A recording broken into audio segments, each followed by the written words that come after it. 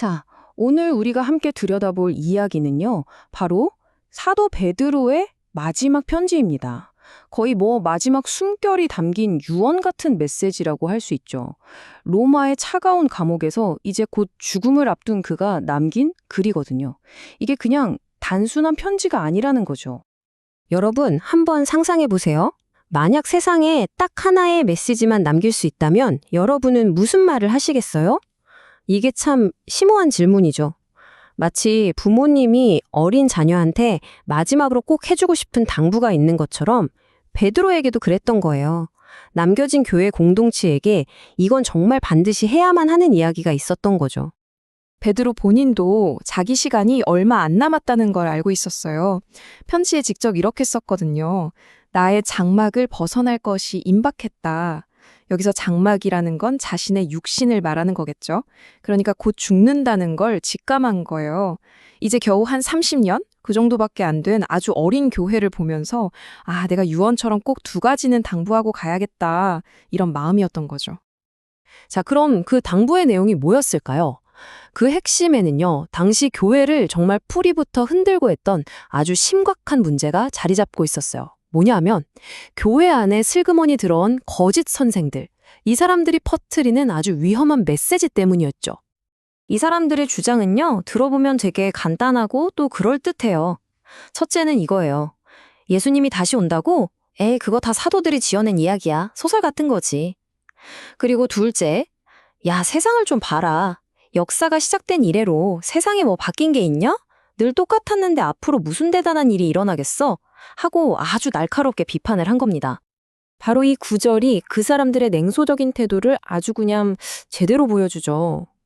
주님이 다시 오신다는 약속, 그거 어디 갔냐? 우리 조상들 다 죽고 나서도 세상은 처음 창조될 때랑 똑같이 그냥 그대로잖아. 이런 식이에요. 역사를 보니까 세상은 늘 똑같았다는 거죠. 이걸 근거로 재림신앙을 막 비웃고 조롱한 거예요. 한마디로 어디 증거 있으면 대봐. 이런 태도였던 겁니다. 자, 이렇게 강력한 도전에 베드로는 과연 어떻게 맞섰을까요? 흔들리지 않았습니다. 오히려 아주 확실한 증거 두 가지를 딱 하고 내놓습니다. 자, 보세요. 이 표를 보면 논쟁의 핵심이 한눈에 딱 들어오죠? 거짓 선생들은 그거 신화야, 인간이 꾸며낸 거라고 이렇게 공격을 하잖아요. 여기에 대해서 베드로는 아니, 난 직접 봤어. 그리고 이건 사람이 만든 게 아니라 하나님의 예언이야. 이렇게 자신의 목격담과 하나님의 예언이라는 아주 단단한 두 개의 계둥으로 정면 승부를 거는 겁니다. 근데 여기서 진짜 흥미로운 게 뭐냐면요. 베드로가 내놓은 첫 번째 증거가 무슨 어려운 신학 이론이나 추상적인 논리가 아니라는 거예요. 바로 자기 자신의 아주 지극히 개인적인 경험담이었다는 거죠. 내가 어디서 들었는데 이런 뜬 소문하고는 차원이 다른 이야기입니다. 베드로가 말하는 그 경험이 바로 이 변화산 사건입니다. 이건 그냥 와, 신기하다 하고 끝나는 기적이 아니었어요.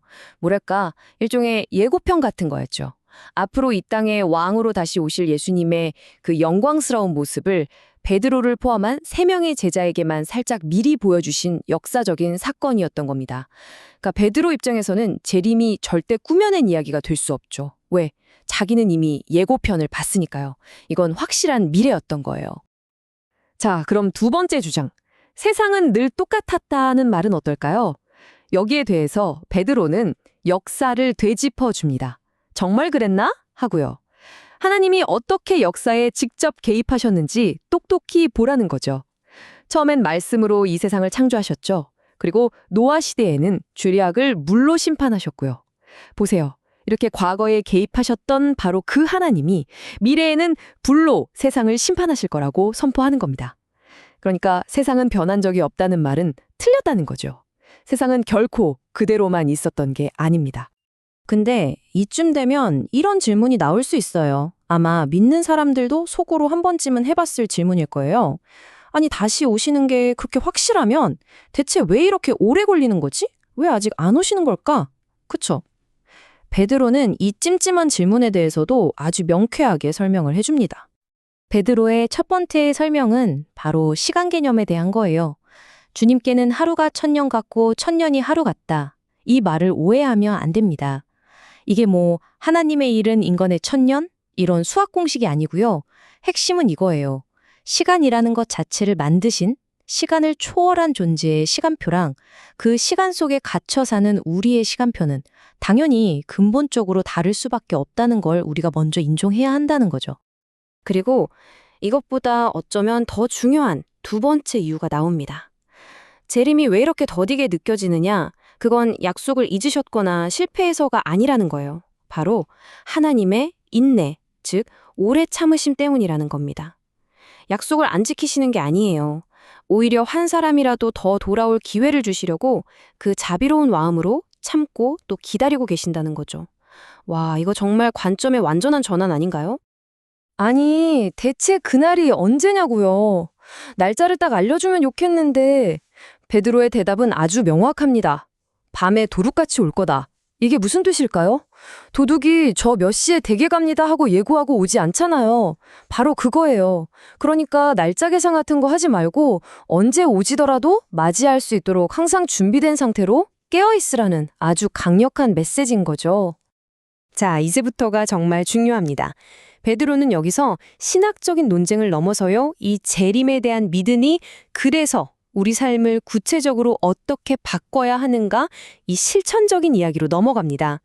베드로가 볼 때 진짜 믿음은요. 그냥 믿습니다 하고 가만히 앉아 있는 게 아니었어요. 보세요. 이건 하나의 과정입니다.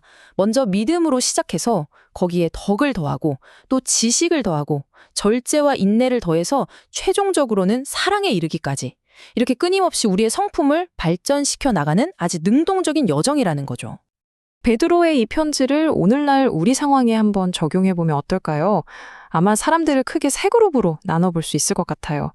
첫 번째는 아예 이런 믿음을 조롱하는 사람들이겠죠? 소수일 겁니다. 두 번째는 초대교회 성도들처럼 정말 이 믿음 하나로 자기 삶을 살아내는 사람들, 이 역시 소수일 거고요. 그리고 아마 가장 많은 수를 차지할 세 번째 그룹. 머리로는 믿는다고 하는데 살아가는 모습을 보면 세상 사람들과 전혀 구분이 안 되는 그런 사람들입니다.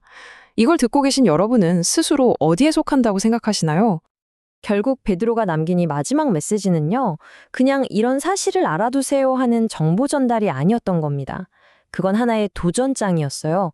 당신이 진짜 믿는다면 당신의 삶이 변해야 합니다. 거룩하고 경건하게 살기 위해 온 힘을 다해야 합니다. 라는 강력한 행동 촉구였던 거죠. 그래서 베드로가 우리 한 사람 한 사람에게 던지는 마지막 질문은 바로 이것일 겁니다. 행동으로 이어지지 않는 믿음. 그게 과연 진짜 믿음이라고 할 수 있을까요?